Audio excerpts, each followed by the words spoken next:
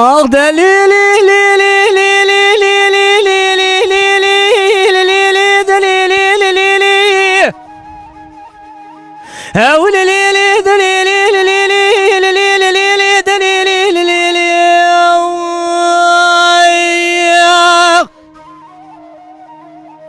Ev li li li deli li li li li dilberi deli medbi li li Qizil turab seri Kur'an alifu bi li li Kelima beji şadat ya daviye gitname Ramazan hacu zekat lili Melu seri ismi Rabbi Zuhrabi Rabbi geduri kalimi casibi lili Dilberi Rabbi vezi teradesi Kul kelami kadihu gavami bizama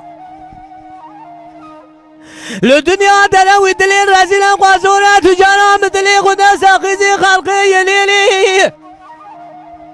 Dilberi duvar ezir Ramizane kere gözü takımadı Kasım Umeri demeyip geleceğim Şeyh-i Meleği Pırzane Uşare Zayi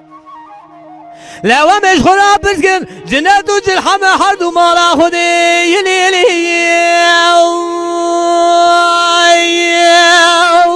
Saate hoş getirmişim. Tıkıza melan ilele Tıbuka cehar ilele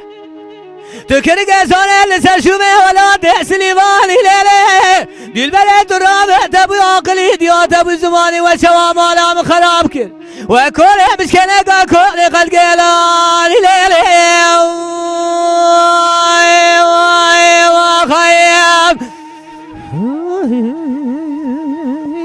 Saat hoş getirmişim. Ah delele delele delele delele delele delele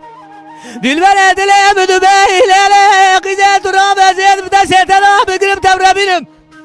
Bavem naşina mala seyda ilele Navale vecete derbaz gülse cereda Şebdülkani gelani setacı Kulli evliyal bilise ilele Dilbere ve mebere kubini sercereda Ve sirkrani mübarek